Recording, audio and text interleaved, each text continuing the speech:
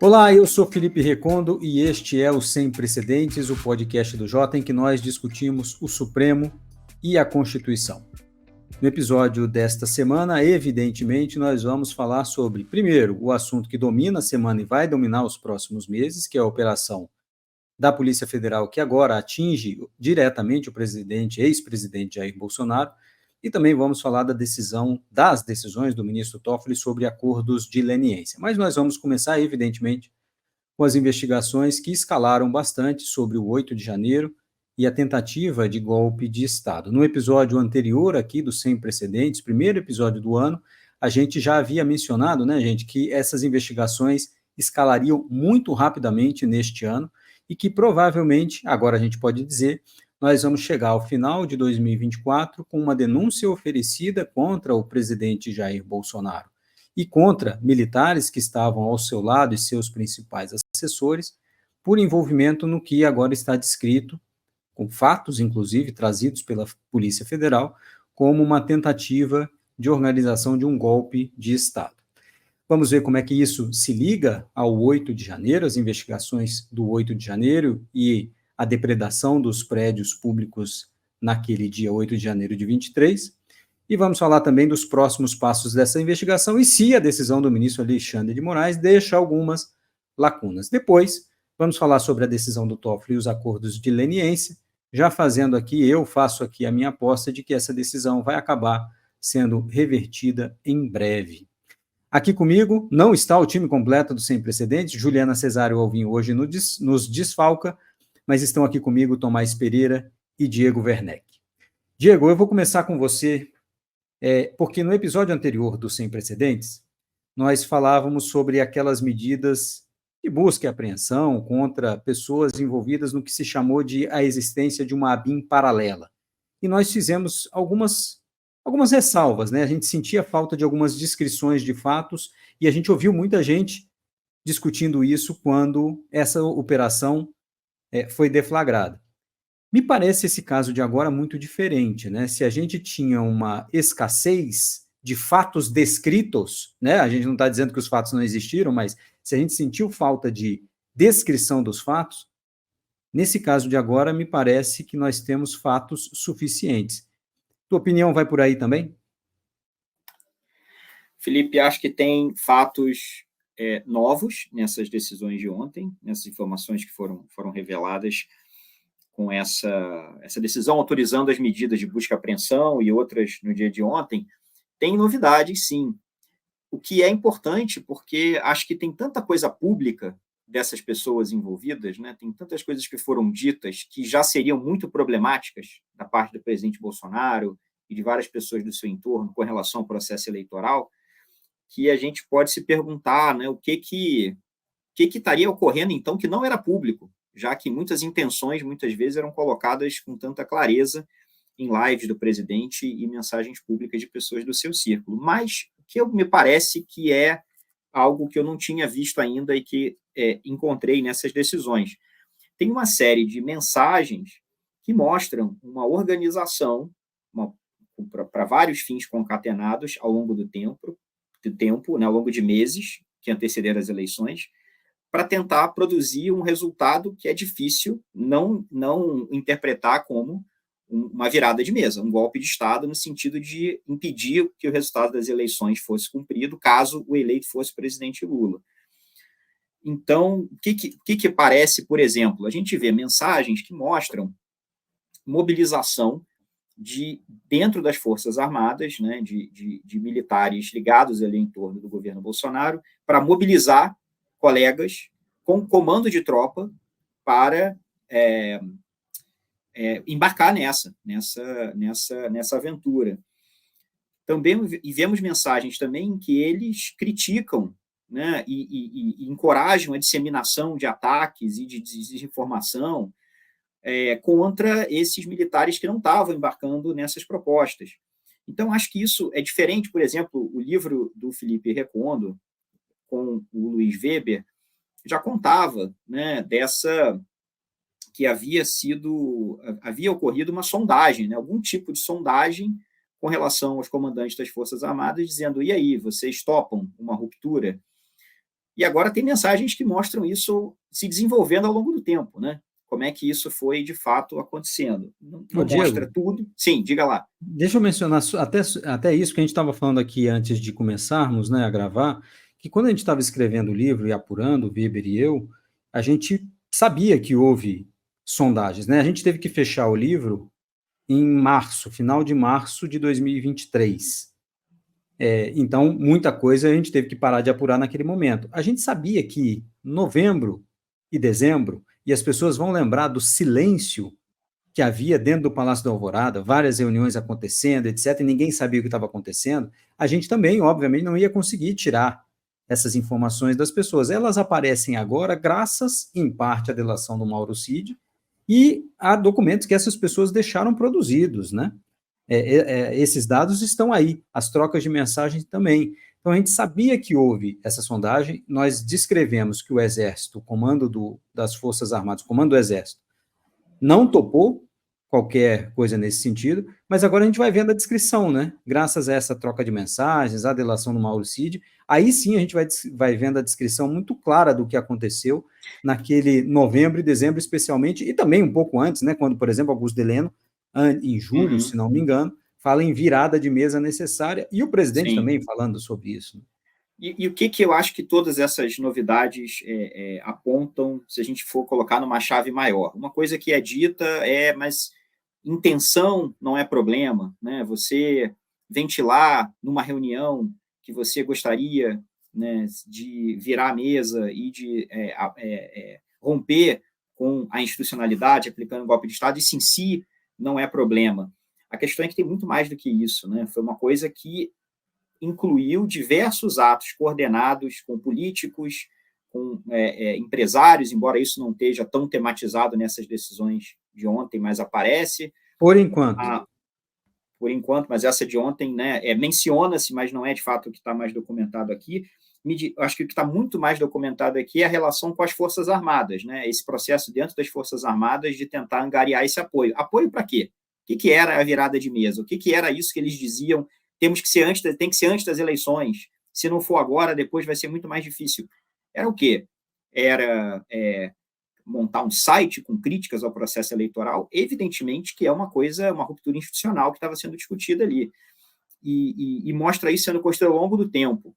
Então, não foram intenções apenas, não foram, né, devaneios. Não foram bravatas, né? Não foram bravatas. Não foram bravatas. Claro. Agora, eu acho que uma questão que fica ainda em aberto, que eu acho que, pelo menos nessas decisões de ontem, tem menos informação, por enquanto, sobre as condutas do ex-presidente Jair Bolsonaro nesse meio todo, né? São feitas muitas referências a ele, ao que ele espera, ao que ele está pensando, mas são outras pessoas falando em nome dele, né? Sobretudo o Mauro Cid. E isso não quer dizer que não vá aparecer mais coisa, mas é como se a gente estivesse vendo aqui apenas um nódulo, né, da coisa. As mensagens têm o Mauro Cid como ponto focal, e me parece que deve haver mais coisa do ponto de vista do Jair Bolsonaro. É difícil imaginar que essas coisas tenham acontecido sem nenhum encorajamento, né, sem nenhum conhecimento dele, difícil, mas o que está nessas informações de ontem vai em outra direção, por enquanto, o foco, no entorno. Tem uma coisa que acho que o Tomás já mencionou em alguns episódios aqui, né?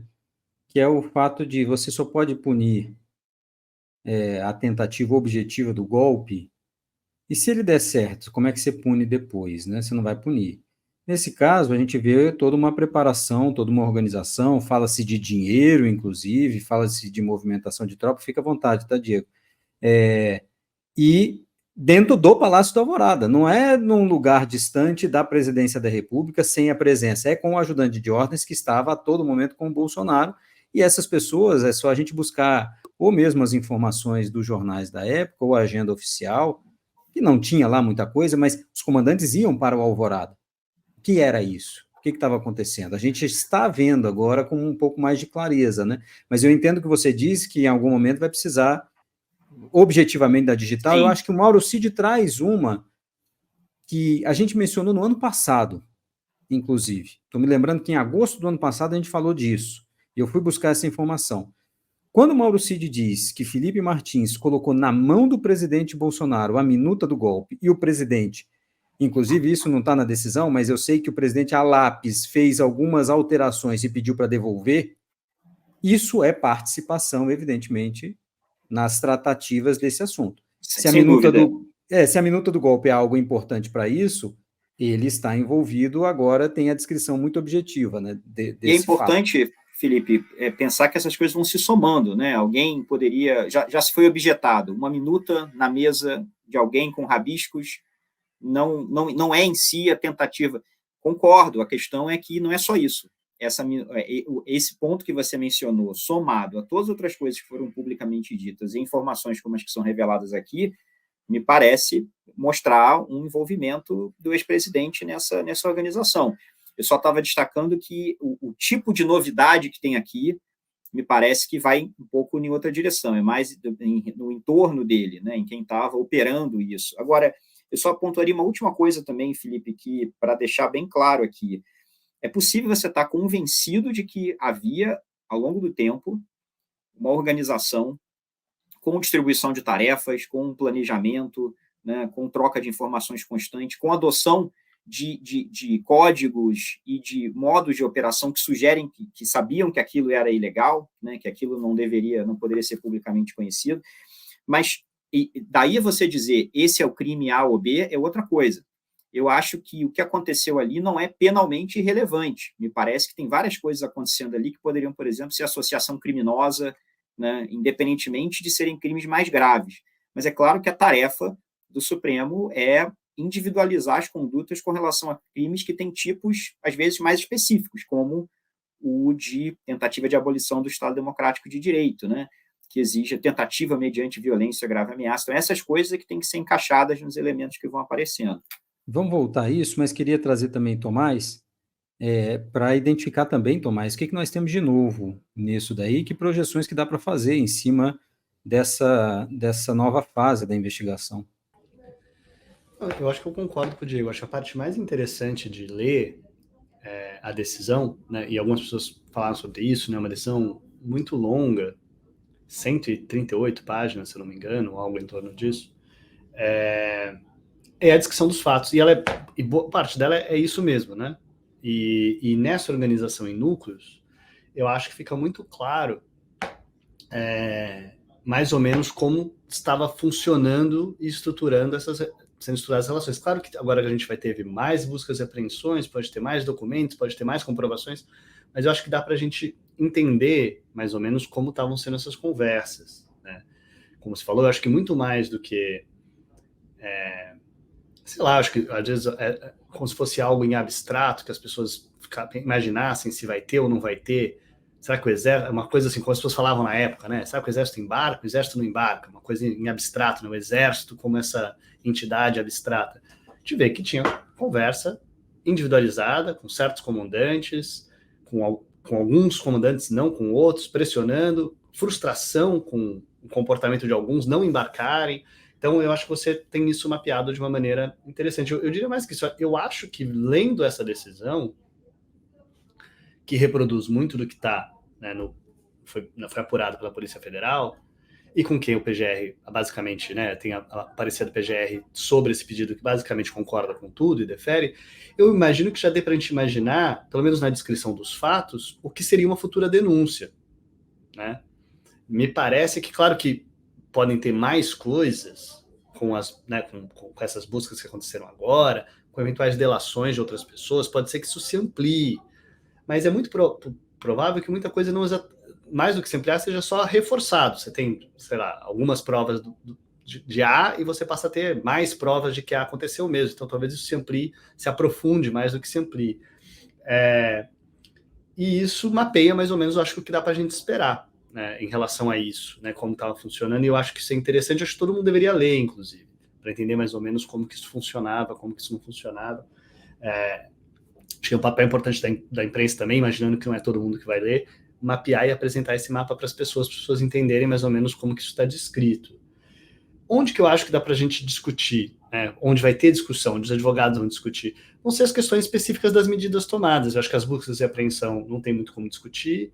Algumas das medidas restritivas, com certeza vai ter alguma discussão ali, se elas são necessárias, não são.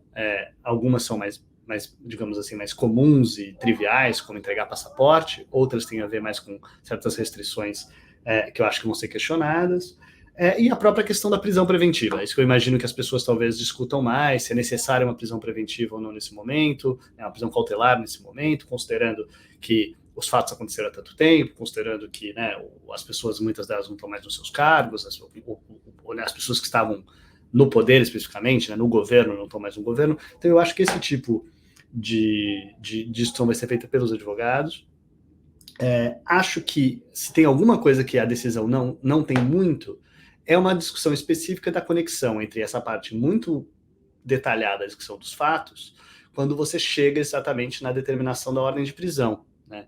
O que você tem a gente já discutiu isso, né, Tomás, várias vezes. As decisões do ministro Alexandre, às vezes a gente sente falta da ligação, né, do que ele está apresentando como os fatos e depois a justificação para as medidas, né? Para as medidas, eu diria, inclusive, uma justificação, chega até, a gente falou um pouco sobre isso, chega a ser até um pouco, por um lado, típico de um certo linguajar jurídico brasileiro, bacharelesco, por outro lado, um pouco quase cômico, assim, como quando termina toda essa parte muito detalhada dos fatos e vai passar para a prisão, o que você tem lá é 2 parágrafos em que cita o Hariu, a Magna Carta, o Coke, e daí chega no Código de Processo Penal, no Código Penal, e determina-se a prisão. Não tem ali uma discussão que eu acho, o que eu gostaria de ver ali, como alguém que se preocupa com a parte jurídica.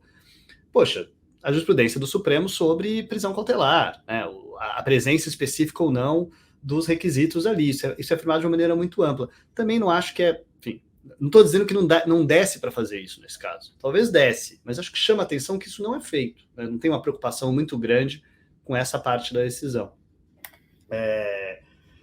Talvez porque nesse momento ele sinta que não precisa fazer isso mesmo pragmaticamente, né? Não tem por que fazer isso nesse momento. Mas acho que é aí que vai ter crítica à decisão, como sempre. Eu imagino, da comunidade jurídica, na medida que tem... O que é muito diferente, eu queria só também chamar a atenção para isso, que é totalmente possível um advogado, especialmente um advogado criminal, que é muito preocupado com a maneira como prisões cautelares são utilizadas às vezes e determinadas sem grandes fundamentações no Brasil, e alguém que tem uma preocupação muito grande com esse tema específico, e que talvez ache, inclusive, que nesse caso, talvez não fosse necessária no caso de algumas pessoas, e essa mesma pessoa achar que ele tem uma descrição de fatos que se presente numa denúncia mais do que justifica uma eventual recebimento dessa denúncia e, eventualmente, uma eventual condenação dessa pessoa, e que essa pessoa seja eventualmente presa tendo sido condenado ao final do processo. Uma coisa não tem nada a ver com a outra, né? Mas eu acho que, do ponto de vista da comunidade jurídica, e especialmente criminal, eu diria, me parece que é aí que tem algo a ser discutido nessa decisão. Mas também acho que, para a gente que está tentando entender o que está acontecendo no país, o mais interessante é a descrição dos fatos, e que chama atenção exatamente muito para essa dinâmica entre as pessoas. Vai ser interessante agora ver o quanto que nessas buscas a gente vai ter mais evidentes sobre isso, e também eu não sei o quanto que já foram tomados depoimentos ou ainda vão ser tomados depoimentos de algumas dessas pessoas que são descritas ali, né? Então, por exemplo, há certos militares cuja conduta é descrita nesse ato de maneira até, digamos, honrosa, pessoas que são descritas como as pessoas que foram... houve uma aproximação pedindo para elas embarcarem num golpe e elas não embarcaram. Eu adoraria saber se essas pessoas já foram ouvidas e caso não tenham, eu acho que vai ser muito interessante ouvir essas pessoas. Porque foram essas pessoas que, diante de uma questão, né, assim, vocês vão entrar ou não vão entrar, disseram, não, o exército não vai entrar. Então, essa sondagem ela deve ter existido de alguma forma, e ela está descrita agora nos fatos, mas não ouvindo, como você mencionou. Tem uma mensagem específica, inclusive, tem na decisão uma mensagem de um comandante dizendo que esse tipo de iniciativa é ilegal e se juntar a ela vai sofrer as punições previstas em lei. Tem uma mensagem expressa nesse sentido. Eu até penso o seguinte, por mais que, inclusive, a gente vê, nós estamos gravando esse programa na sexta-feira, um dia depois da operação, e parte da imprensa já diz, a PF já caminha para concluir essa investigação. Tem muita coisa ainda a ser investigada, por exemplo, isso que o Tomás mencionou, ouvir essas pessoas e ouvir as pessoas citadas como abordadas e que disseram não, mas essa parte do dinheiro. nós sabemos e está dito que houve um financiamento, etc. Essa parte ainda não chegou. Que essa também parte aparece pontualmente em alguns momentos, né? 100 mil é Exato, suficiente? É exatamente. possível? Mas nós já sabemos desde 2022, 2021, que o TSE já estava de olho em quem estava financiando alguns atos que beneficiariam, por exemplo, a candidatura de Bolsonaro. 21, 22, a gente lembra no 7 de setembro que houve um trio elétrico pago por empresários para Bolsonaro fazer um ato político fora do período eleitoral. Isso gerou, inclusive, inelegibilidade do Luciano Hang, por exemplo, né, condutas desse tipo, e a gente vai ver ainda, certamente, empresários sendo investigados por, de alguma forma, contribuírem com isso. Empresários e outras lideranças de sociedade civil. Então, acho que ainda é uma fase que vai ser aberta nessa investigação. E não sei se a gente está tão perto assim de descrever completamente ou totalmente o que aconteceu em 2022 e começo de 2023. E acho, Diego, a gente estava falando disso também, né? Como é que vai linkar? A gente via a narrativa das redes bolsonaristas ontem, de que uma coisa era o que estava acontecendo, outra coisa é o 8 de janeiro. O 8 de janeiro teria sido um ato promovido por pessoas, apoiadores e orgânico, né? Acho que vai ser um desafio também de ligar as duas coisas, acho que não vai ser difícil, porque os próprios apoiadores do presidente Bolsonaro falavam isso no dia 8 de janeiro, o presidente Sim. saiu do país para que nós fizéssemos isso, está descrito, tem áudio gravado, a gente usou, inclusive, no Parede São de Vidro, um desses áudios, uma das lideranças dizendo, o presidente sai do país para que nós façamos isso e ele não seja responsabilizado. E o ministro Alexandre também menciona, né, que algumas outras pessoas, nessa época, coincidentemente, saíram do país. Então, já vai descrever isso como parte dessa operação, né, Diego? Sim, sem dúvida. Acho que o que tem aqui, sem conexão com o 8 de janeiro, já é grave, já merece, né, uma discussão sobre o seu enquadramento na Lei de Segurança Nacional, na Lei de Defesa do Estado Democrático de Direito, que reformou o Código Penal e colocou esses dois crimes que têm sido os principais, né, em torno dos quais essas denúncias do 8 de janeiro giram. Mas, claro que esse é o link fundamental, porque aqui, em algum momento, está claro que tentaram, se organizaram para isso, mas não foi dada a largada, digamos, né? Não acho que o que aconteceu antes é irrelevante do ponto de vista penal, como falei, mas não foi dada a largada, ainda que por fatores alheios à vontade deles. Pois é, Diego, mas não foi dada a largada como se esperava, né? Alguém lá nessas mensagens Ali, disse, se o presidente assinar, a gente vai exato, para a rua. exato. Aí ele não assinou porque não ia ter apoio do Exército. Sim. Mas as pessoas foram para a rua no dia 8. Sim. Inclusive, tem uma mensagem que é de um interlocutor do Mauro Cid, se eu não me engano, posso estar enganado, que está cobrando uma postura do presidente, e ele diz algo como: o povo está nas ruas, o povo está onde ele pediu, ele prometeu, né? Não, e Isso mais, né? ali. E aí vão juntar com o financiamento desses acampamentos, a decisão de não acabar com esses acampamentos. Eu acho que é muito simples de ligar as coisas, mas é claro, isso tem que ser feito de forma técnica, jurídica também, para descrever precisamente. Publicamente, na narrativa, a gente já sabe que ela é essa, né? A dinâmica que produziu o 8 de janeiro estava já no lugar em novembro, né? Porque eles falam de garantir com liderança das Forças Armadas que as manifestações nos quartéis em novembro, né, não seriam dispersas, que as forças que seriam autorizadas a permanecerem ali, do ponto de vista, né, de quem teria o comando das tropas nesses quartéis. Eles falam de mobilização, discute-se valores, inclusive, né, valores que seriam necessários, e uma das mensagens também para levar pessoas para os quartéis, para Brasília.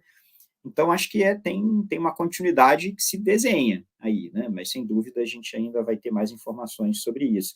E eu pontuaria só uma coisa, quando o Tomás falou, né, dessa passagem entre as ideias mais gerais e os tipos mais gerais, o que justifica algo em tese para aquela medida, no caso concreto, né? Acho que você mencionou muito rapidamente isso, Tomás, mas eu queria só enfatizar a questão da comunicação entre os advogados, né? Que é uma medida que está entre as medidas adotadas pelo ministro Alexandre de Moraes na decisão, a proibição de comunicação entre os advogados. que me parece também que se encaixa como exemplo disso que você falou, né? Vamos supor que a gente concorda que, em tese, existiriam razões que poderiam justificar isso, mas essas não estão super colocadas concretamente nessa parte da decisão, né? Falando mais de riscos, tem riscos de colocar em risco, ficou péssimo, né? Mas isso pode prejudicar a operação, mas é um argumento que, nesse nível de generalidade, é válido para qualquer operação, então, né? Porque o advogado pode, em tese, falar alguma coisa com o outro. Então, acho que faltou, aí nesse ponto, eu daria como exemplo de uma coisa que mereceria uma justificação maior. Em termos de precedente mesmo, o ministro cita suas próprias decisões em outros inquéritos semelhantes em outros momentos desse inquérito. Acho que dizendo, né? Já fiz isso em outros momentos. Isso não é precedente, isso não é justificativa, né? E acho, Diego, a gente também estava falando disso antes de começar a gravar, né? Talvez a gente só vá ter a resposta para isso numa próxima fase. Porque nós sabemos que alguns advogados estão sendo, de alguma forma, investigados, não por sua atividade como profissional da advocacia, mas por envolvimento também nesses fatos e nessas tentativas, né? E aí a gente vai ter essa justificativa só lá adiante, né? Pois é, o caminho para justificar seria algo do gênero, né? E não simplesmente afirmar genericamente que é possível que os advogados possam se comunicar de um jeito que prejudique as investigações. Tomás, queria te fazer uma pergunta que no episódio anterior, você mencionava, né, um fato extremamente relevante para que nós tivéssemos esse desenrolar das coisas, que é a troca da PGR. E a gente viu que o Paulo Gonet, o atual Procurador-Geral da República, deu um parecer até pequeno, né, na comparação com os pedidos que chegaram e concordando com absolutamente todas as medidas, inclusive. É muito diferente do que nós vimos no passado? Então, eu acho até que eu acho que tem uma diferença aí. Eu fico pensando se a diferença tem uma diferença nessa condução, né? A gente sabe que no decorrer desses anos, pelo menos, houve diversos momentos em que a PGR fez pedido de arquivamento de inquéritos que foram reabertos, né? Então, essa dinâmica com o ministro Alexandre de Moraes, em que a PGR atuava muitas vezes, às vezes pedindo que alguns desses inquéritos fossem encerrados, inclusive inquéritos que continuaram vivos de outras maneiras, ou se tornaram outros inquéritos, e que chega no que a gente está vendo aqui hoje, né, de alguma maneira. Então, eu acho que essa dinâmica de atrito, ela está documentada. Eu acho, no entanto, que é verdade que não dá para ser genérico e dizer que a PGR nunca foi a favor de nenhuma medida. O que a gente via, às vezes, é que algumas medidas tinham pareceres favoráveis, né, com algumas medidas, às vezes até se era o próprio PGR, se era alguém atuando, que não era exatamente a pessoa física do Aras, né? Às vezes era uma postura de um subprocurador, uma outra situação, mas, de qualquer maneira, a gente via alguma atuação parcial. Mas o que eu acho que chama atenção, duas coisas. Um que é, de maneira geral, tem uma concordância completa entre o pedido da Polícia Federal e o parecer do PGR, considerando que, por muito tempo, o que a gente via, às vezes, era o contrário, era o PGR, às vezes, atuando num sentido que era, às vezes, de pedir o arquivamento ou não sendo a favor das medidas, e o ministro Alexandre de Moraes indo em frente com base só na Polícia Federal, né? Então, acho que quando você vê a decisão que descreve, na decisão, obviamente, é descrito o que a Polícia Federal está solicitando. Então, você tem a solicitação da Polícia Federal, você tem o PGR concordando com tudo que a Polícia Federal pediu, e você tem o ministro Alexandre de Moraes dando tudo que foi pedido, você tem uma sintonia entre essas três instituições que eu não diria que não estava dessa maneira. E para além disso, que eu acho que tem a ver com o que a gente falou, era um inquérito, né? Imagina-se, né? Um inquérito que tem que não vai ser arquivado, um inquérito que está de fato investigando e encontrando coisas que vão levar eventualmente à punição de pessoas, deságua numa denúncia. Então, o que eu acho que talvez seja a grande questão, que tem a ver com um pouco o que eu falei no começo, que olhando para essa decisão, que descreve o que a Polícia Federal está relatando, e para a concordância do PGR com tudo, eu acho que dá para imaginar como seria uma denúncia. O que eu quero? E eu acho que aí que está o grande ponto de mudança, que eu não sei se antes, na PGR anterior, dava para se esperar uma denúncia que incluísse tudo isso, todas essas pessoas. Então, eu acho que essa é a grande questão. Eu acho que é mais do que concordou com essas medidas. Eu acho que concordou mesmo. Mas eu acho que é a sinalização dessa sintonia que faz a gente imaginar uma sintonia que vai se materializar numa eventual denúncia, que daí sim o ministro Alexandre de Moraes não consegue ir em frente só com Polícia Federal e sozinho. Ele precisa, né, se tem uma coisa que é inquestionável, é que apenas o Ministério Público poderia eventualmente denunciar as pessoas por esse crime. E eu acho que é aí que está a diferença e tem a ver um pouco com a linha do tempo que você já mencionou, né? Que a gente pode imaginar uma linha do tempo que agora vai ser rápida. Ela vai ser rápida não só porque a gente está chegando no momento da investigação, com essas buscas e apreensões e com os fatos apurados, que parece ter uma solidez que permite uma denúncia. Eu acho que ela vai ser rápida também, porque eu acho que dá para a gente imaginar que nessa sintonia com o PGR, a PGR também se movimentará com velocidade e de uma maneira ampla, incluindo, imagina-se, todas as pessoas que estão sendo... cuja conduta está sendo descrita como ilícita nessa decisão, por exemplo, e a partir, inclusive, mais coisas que talvez sejam averiguadas a partir dessas últimas medidas. Diego. Só vou reforçar um ponto aqui, Felipe. A gente tem o hábito no Sem Precedentes de discutir sempre incorporando um ponto de vista jurídico, né? E isso é fundamental nesse caso, mas me parece fundamental também reforçar que, para quem tem alguma dúvida de que, qualquer que seja o enquadramento penal disso, que havia uma organização, né, que tomou passos para esse fim, que tinha como fim, né, reverter um resultado das eleições que não fosse favorável à eleição de Jair Bolsonaro, acho que a leitura dessa peça ontem deveria deixar isso evidente. Então, a gente pode colocar aqui questões com relação ao enquadramento penal, conduta dessa ou daquela pessoa, como se provam essas coisas para o fim penal, essa é uma conversa importante, mas acho que do ponto de vista público, geral, acho que não deveria haver mais dúvidas. Essa não foi uma reunião em que se ventilou ideias sem consequência, houve tempo, esforço, recursos humanos, coordenação, né, dinheiro, funcionários públicos usando o seu tempo, o seu cargo, para tentar fazer isso acontecer com o apoio necessário da população, de atores políticos e das Forças Armadas. Eu queria só colocar esse ponto que, às vezes, né, a gente pode... Às vezes a gente dá de barato, né? Exatamente. Assim, parece que está dado... Não, a decisão de ontem, com toda aquela parece narrativa... que isso é pouco.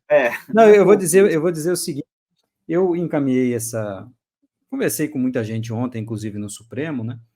E algumas falavam, olha, isso aqui Tinha gente do governo, inclusive, conversei com gente que era do governo Bolsonaro, que não está aí descrito nesses fatos, evidentemente, e aí dizendo, agora algumas coisas são respondidas para a gente, né? Agora a gente consegue entender algumas pessoas e a conduta de algumas pessoas. Uma delas dizia o seguinte, eu lembro quando eu estava escrevendo o livro, Diego e Tomás, que a gente ficava se perguntando qual era a postura e conduta do general Augusto Heleno, né? General da reserva, o Augusto Heleno. E aí um integrante do governo ontem falando o seguinte, eu sempre tive dúvida se ele era um apaziguador ou se ele era cínico. E agora eu tenho essa pessoa dizendo, tenho o meu juízo sobre o que ele era. Então, essas coisas vão, às vezes, se revelando até para integrantes do governo que não faziam parte dessa banda, né?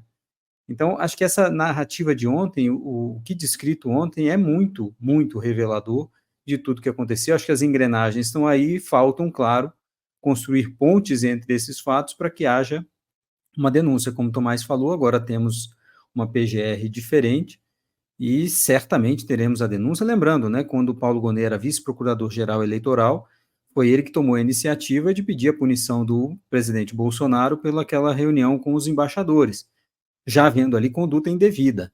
Então, nenhuma dúvida de que haverá denúncia contra essas pessoas. Achou outro ponto interessante para linkar, né, a postura do Braga Neto. Quando se quer dizer que, não, o presidente, será que vai dar para imputar alguma responsabilidade ao presidente por esses fatos? Braga Neto era candidato a vice-presidente da República na chapa de Bolsonaro e estava fazendo pressão sobre os militares e chamando os seus auxiliares a pressionarem, a escracharem esses militares por não aderirem a uma tentativa de golpe. Então, acho que essa descrição toda agora está muito clara. Vamos ver os contornos jurídicos que vão ser dados para isso e a gente vai ver certamente uma denúncia sendo oferecida contra essas pessoas e mais, outras que ainda não apareceram e a gente sabe que vão aparecer empresários aí nessa história. para possivelmente termos o recebimento da denúncia esse ano ou ano que vem. Eu queria só falar do segundo ponto que a gente faz isso rapidamente, as decisões do ministro Dias Toffoli sobre acordos de leniência. Só fazendo um brevíssimo resumo aqui, o ministro Toffoli havia suspendido o pagamento das parcelas dos acordos de leniência da JIF e estendeu isso para a Odebrecht, agora neste mês.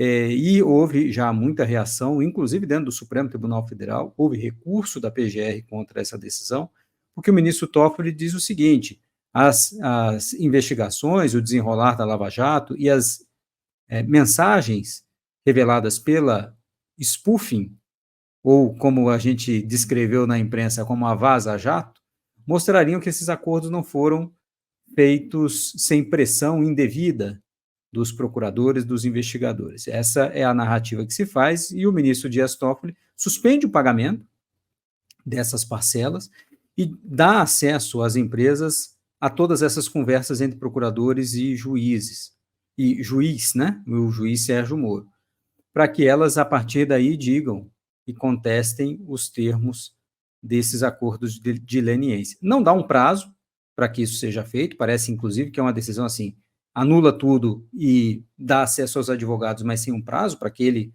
reveja esse assunto. Eu acho que esse ponto o próprio ministro Toffoli pode reverter por decisão própria, por decisão contínua dele nessas reclamações. Essa é uma aposta que eu faço aqui, dando um prazo para que isso seja feito. Agora, nós percebemos que dentro do Supremo não tem maioria para isso.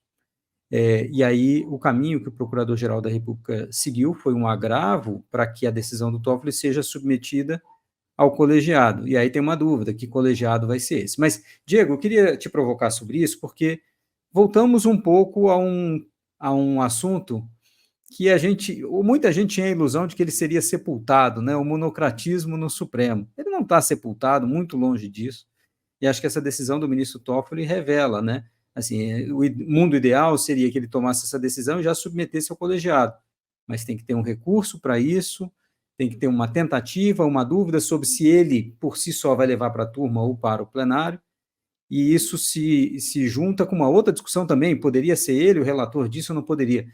Então, eu queria que você analisasse um pouquinho dessa decisão do Toffoli por esse prisma. Pois é, com a discussão que a gente fez aqui no Sem Precedentes, e houve um grande debate público em torno daquela proposta de emenda constitucional aprovada no Senado, né, que reduziria o poder de ministros supremos de decidirem individualmente, suspenderem individualmente, né, atos dos outros poderes. E isso, a discussão ali era, mas será que a mudança regimental já não é suficiente?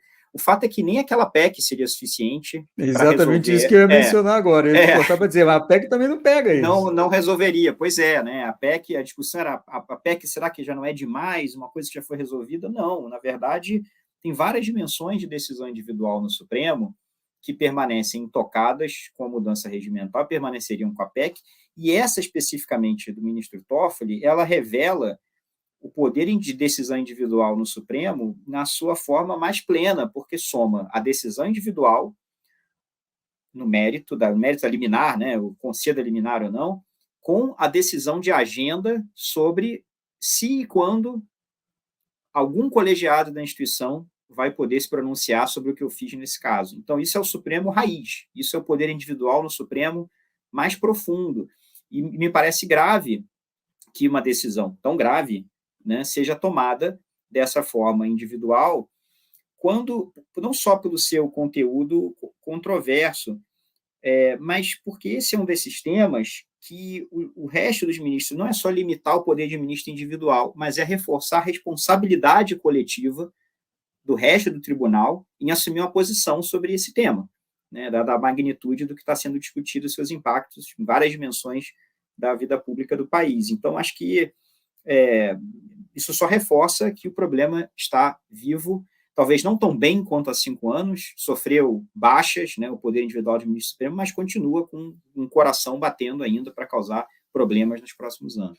Lembrando que a gente tem uma DPF pendente que é relatada pelo ministro André Mendonça sobre irregularidade dos acordos de leniência. e que provavelmente esse agravo, a decisão do ministro Toffoli, as decisões, porque vai vir mais um, o prazo para esse novo agravo é a semana que vem, o fim do prazo para esse outro agravo é a semana que vem, mas muito provavelmente a gente vai ver o julgamento conjunto dessa DPF e desse agravo, o que seria a melhor coisa para o tribunal, porque daria uma resposta definitiva. Tomás, queria te ouvir sobre esse assunto também, para a gente fechar o episódio. Ótimo. Eu acho que primeiro, talvez sendo mais expresso, né, que eu acho que a gente falou algumas coisas aqui que ficaram nas entrelinhas. Acho que um pouco que a gente está falando tem muita crítica no Supremo e foram tomadas medidas muito importantes recentemente em relação a um lado, a um tipo de decisão monocrática que a gente vê no Supremo, que são as famosas cautelares ad referendum do plenário, né? Quando o relator dá uma decisão cautelar e ele deveria submetê-la imediatamente, e esse imediatamente não era nunca feito imediatamente, e teve mudanças recentes em relação a isso, inclusive colocando-se a necessidade de imediatamente liberá-la no plenário virtual, esse tipo de coisa, que tem tido um efeito muito positivo, muito salutar no funcionamento do Supremo.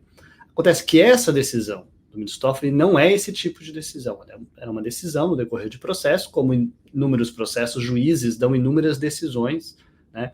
E no caso dessas decisões, o que cabe é um recurso, né? Um tipo de recurso contra esse tipo de decisão, no caso é um agravo. E na dinâmica do Supremo Tribunal Federal, o agravo vai para a própria pessoa que concedeu aquela decisão, né? No caso do ministro Toffoli, que pode levá-lo aonde ele achar que é o órgão adequado, né? Por isso que você falou plenário ou turma, e na prática levá-lo meio que quando quiser. A gente sabe que não tem nenhuma garantia, não tem nenhuma automaticidade em isso ser levado rapidamente ou não.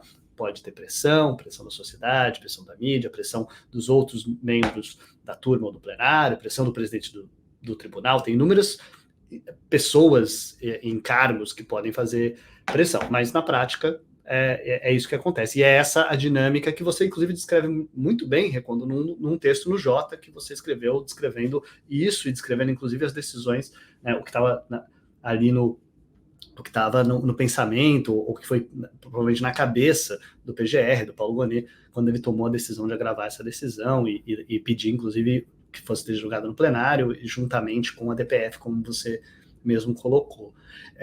Então, eu acho que é isso que a gente, primeira coisa a descrever.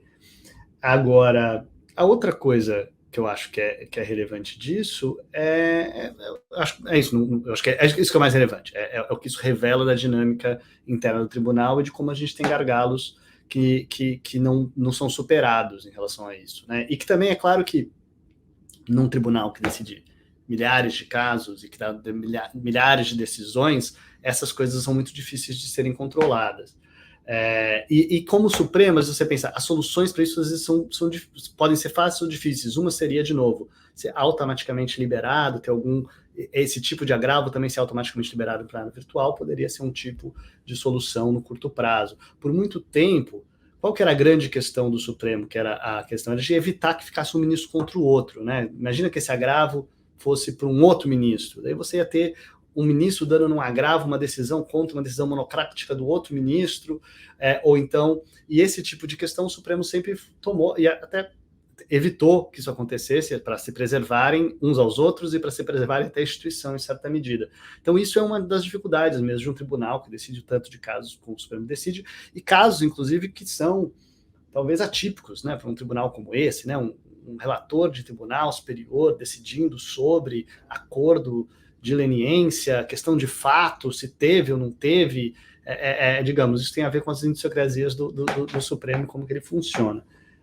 Mas acho que é isso. Inclusive, sobre dúvida de relatoria, né? Se era para ser dele, não era para ser dele, a relatoria dessas reclamações, tem vários problemas em torno disso. Eu acho que uma coisa que aí eu acho que é um ponto só para voltar, né? Ao nosso episódio anterior de novo, né? A gente falou exatamente sobre esses dois lados do Supremo sendo apresentados, né? O Supremo contra o golpe e o Supremo e a sua relação com a Lava Jato e o pós-Lava Jato, e como isso esses temas são temas que às vezes estressam o tribunal, e em alguns você talvez tenha algum grau de consenso, em alguns não. Então, de novo, a gente não sabe quando nem como essas coisas vão chegar ao plenário do Supremo, as duas coisas que a gente discutiu aqui hoje, né? as decisões do ministro Alexandre de Moraes e as decisões do ministro Toffoli, e quando elas chegarem se divide ou não o tribunal. Eu diria que o ministro Alexandre de Moraes me parece aposta que as decisões específicas e concretas, como a de ontem, na real nunca vão chegar no plenário. O que vai chegar no plenário vai ser a denúncia. E na denúncia... Um eventual habeas corpus, né? Um eventual habeas corpus. E daí nisso ele vai ter lá apoio ou não vai ter apoio, e eu acho que é isso que ele imagina que vai acontecer. Por isso que eu acho que eu falei, às vezes, dele não sentir nem que ele tem grande preocupação, às vezes, em fundamentar nesse momento, porque se ele tiver que fundamentar, isso vai aparecer no habeas corpus, isso vai aparecer depois, ou na denúncia mesmo, quando ele for tomar uma decisão em relação a isso. Já o ministro Toffoli é a mesma coisa, será que ele vai ter apoio ou não vai ter apoio? Me parece que hoje...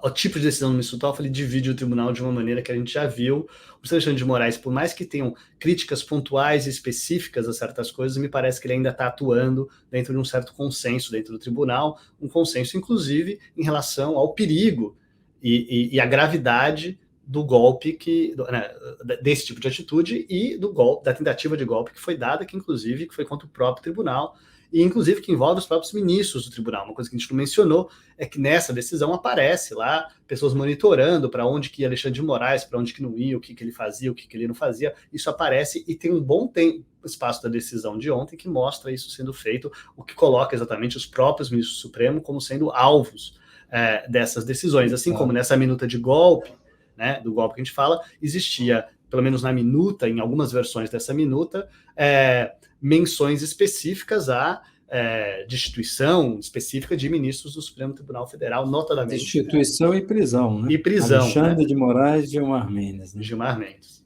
Mas só para fazer uma aposta aqui para a gente fechar, essa decisão do ministro Toffoli me parece, Tomás, eu mesmo no princípio achava que ela dividiria o plenário, mas eu acho que essa decisão pode ter sido tardia, até nesse movimento que há de questionamento sobre a Lava Jato. Acho que acordos de leniência acho que são coisas distintas, um pouquinho diferentes, e eu acho que a gente pode ver uma discussão sobre acordos de leniência no macro, sobre a legislação e como se faz, envolvimento dos atores políticos, das instituições, quais deveriam estar, e um pouco da natureza desses acordos. Não acho que necessariamente a gente vai chegar a uma discussão específica sobre se a Lava Jato deveria ter feito aqueles acordos ou não. Talvez no plenário a gente veja uma discussão um pouco mais serena em relação a isso do que os embates que a gente viu de Lava Jato. Bom, gente, obrigado. Queria agradecer a você, Diego, a você, Tomás. A gente volta com o nosso Sem Precedentes depois da semana do Carnaval. Semana que vem é semana de descanso aqui para o nosso Sem Precedentes. Na semana seguinte, a gente está de volta. Diego, Tomás, obrigado e até lá. Obrigado, até a próxima. Até lá.